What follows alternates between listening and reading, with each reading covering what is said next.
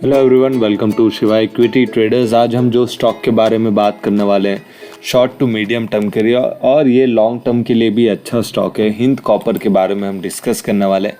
Technically भी discuss करेंगे, fundamental भी डिस्कस करेंगे, लॉन्ग टर्म व्यू क्या है, क्यों ये स्टॉक में इन्वेस्ट करना चाहिए, हम पूरा ये बारे में यहाँ पे डिस्कस करने वाले हैं। तो सबसे पहले आप शिवा इक्विटी ट्रेडर्स को सब्सक्राइब कर लीजिए और हमारे वीडियोस के डिस्क्रिप्शन में अगर आप जाओगे तो आपको एक लिंक मिल जाएगी टेलीग्राम चैनल की, जहाँ पे डेली बेसिस पे हम कुछ कॉल्स प्रोवाइड करते हैं।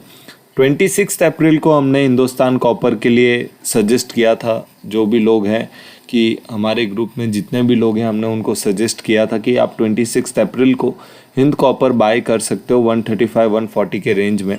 हमारे जो टारगेट्स थे 150, 165, 180 के थे और फ्राइडे को जो हिंद कॉपर 10% के अपर सर्किट में लॉक हो चुका था, अराउंड 171.95 का उसने हाई क्रिएट किया और ये लॉन्ग टर्म स्टॉक है, 180 के ऊपर भी जा सकता है आराम से। इसके रीज़न क्या है हम वो डिस्कस करेंगे। तो सबसे पहले आप हमारे फ्री टेलीग्राम चैनल को ज्वाइन कर लीजिए, जहाँ पे हम कॉल्स भी प्रोवाइड कर देते हैं जिनके बेसिस पे आप ट्रेडिंग कर सके। और हमारे यूट्यूब चैनल को सब्सक्राइब करना ना भूलें, क्योंकि डेली बेसिस पे या फिर वीकली बेसिस पे आपको रिसर्च बेस्ड स्टॉक्स यहाँ पे मिलते रहेंगे। जो भी हमारी टीम रिसर्च करती है वो स्टॉक आपको यहाँ पे मिल जाएंगे। तो सबसे पहले हिंदुस्तान कॉपर की अगर हम बात करें, थोड़ा हम फंडामेंटली डिस्कस कर लेते हैं। तो ये कंपनी की वेबसाइट है, हिंदुस्तान कॉपर लिमिटेड। भारत सरकार का ये जो कंपनी है इसमें गवर्नमेंट का सबसे ज़्यादा पार्ट है। ओके, तो यहाँ पे ये कंपनी 1967 नवंबर में इसका हुआ था, स्थापित हुई थी ये कंपनी। और ये पूरा copper and metal related company है। पूरा जो भी है कॉपर के लिए ही इनका काम रहता है, कॉपर वायर एंड एवरीथिंग, ये कॉपर में इनका काम रहता है। और सबसे ये वेबसाइट से इतना ज़्यादा अगर हम देखेंगे तो इधर बोर्ड मेंबर्स और कंपनी के प्रोफाइल के बारे में और कैसे इनका कर्मचारी है, कितने लोग हैं इनकी कंपनी में, ये सारे आपको यहाँ पे इनकी वेबसाइट में पता चल जाएगी। अगर इनके होम पेज पे जाएंगे तो वहाँ पे भी आपको बहुत सी डिटेल मिल जाएंगी कि कौन कौन से इनके काम है, जैसे कि क्या मोल्डिंग करते, कितना मेल्टिंग, क्या जो भी कॉपर का मिनरल्स कैसे निकाल रहे हो, वो सब डिटेल्स आपको यहाँ पे मिल जाएगा। और दूसरी बात जो हमें जो मेन चीज़ है हमें कॉपर के बारे में जानना है, वो ये है कि ये कंपनी के बैलेंस शीट कैसे। सबसे पहले हम जानेंगे कि कंपनी के पास स्ट्रेंथ क्या है। कि स्ट्रेंथ अगर आप देखे हुए तो एफआईआई और एफपीआई ने अपनी स्टेक्स को इंक्रीज कर दिया, शेयर होल्डिंग को इंक्रीज कर दिया, यानी कि फॉरेन इंस्टीट्यूशनल्स और फॉरेन पोर्टफोलियो इन्वेस्टर्स को ये कंपनी में कुछ प्रॉफिटेबल नज़र आ रहा है। कंपनी है ज़ीरो प्रोमोटर प्लेज के साथ, कंपनी कोई भी तरीके का ऐसा शेयर के बदले लोन नहीं ले रही है, प्रोमोटर प्लेज एकदम ज़ीरो है उनका। Growth in net profit with increasing profit margin दिख रहा है।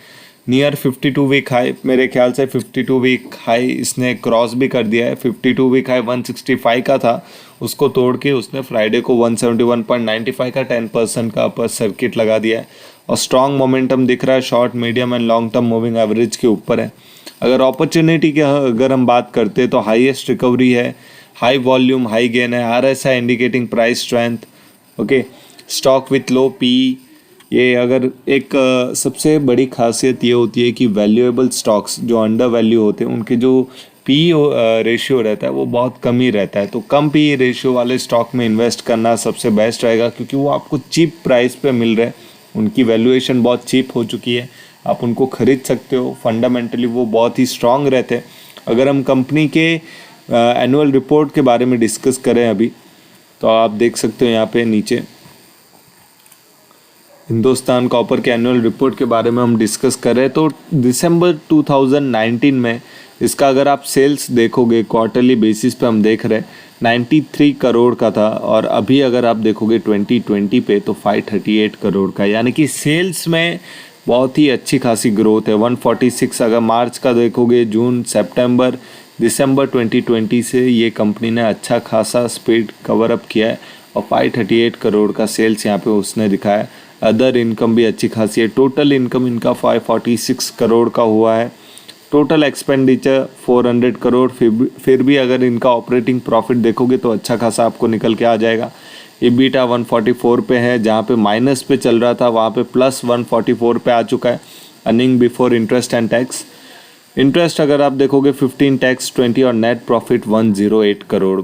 ये बहुत ही अच्छा रिकवरी हमें देखने मिल रहा है। मार्च 2020 जहाँ पे 514 करोड़ का माइनस था, वहाँ पे नेट प्रॉफिट 108 करोड़ का प्लस में आ चुका है।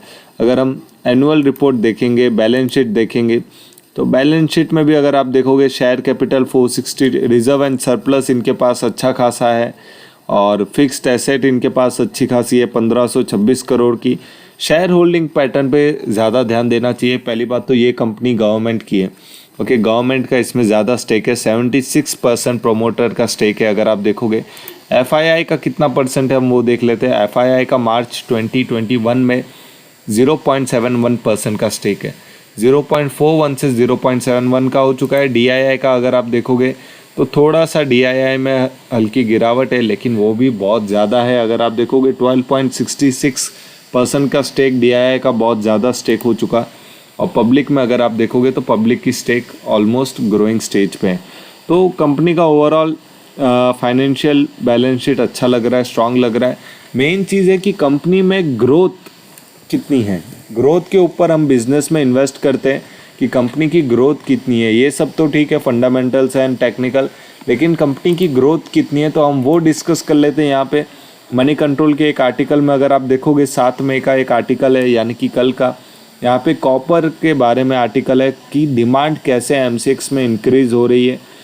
जो भी सप्लाईज है मार्केट में, वो माइनिंग फील्ड की कंपनी है, कॉपर माइनिंग का काम करती है।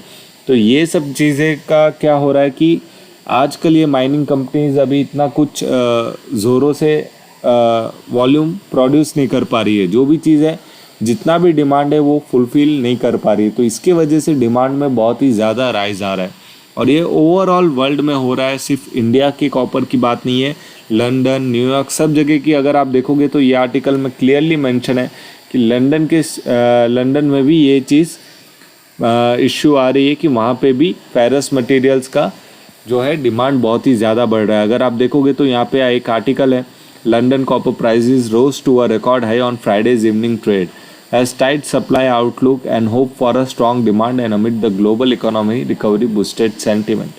कितना भी ये लोग ग्लोबल रिकवरी को कोशिश कर ले, ग्लोबल इकोनॉमिक रिकवरी बूस्ट कर ले, लेकिन जो कॉपर और मेटल्स का जो डिमांड है वो फुलफिल नहीं कर पा रहे, और उस वजह से जो मार्केट में है तेज़ी आ रही है कॉमोडिटी सेक्टर में, जिसमें कॉपर में, स्टील में आपको देखने मिलेगा। और आने वाले टाइम में 5 से 6 साल के बाद शायद इंडिया ओवरऑल इलेक्ट्रिक व्हीकल्स पे ही काम करने लग जाए आने वाले नेक्स्ट 5 ईयर्स पे। तो वो टाइम पे कॉपर और स्टील की वैल्यूएशन और भी ज़्यादा बढ़ चुकी होगी।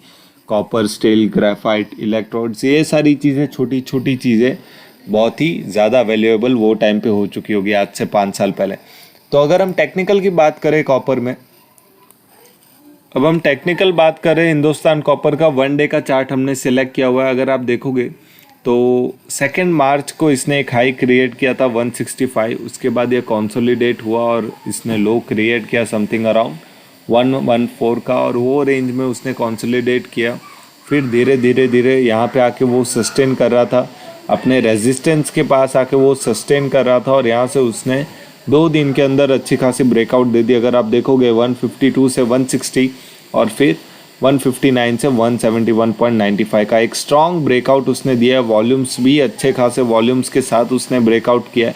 तो ये एक फ्लैग ब्रेकआउट है, फ्लैग एंड पोल ब्रेकआउट, जो कि बहुत ही अच्छा ब्रेकआउट था। अब क्या नेक्स्ट टारगेट हमारा क्या रहेगा, हम वो डिस्कस करेंगे। उसके लिए हम मंथली टाइम फ्रेम पे जा रहे हैं, और मंथली टाइम फ्रेम पे अगर आप देखोगे तो अब जो इसका नेक्स्ट रेजिस्टेंस बनता है कॉपर का, वो हम यहाँ पे लाइन ड्रॉ कर देते हैं।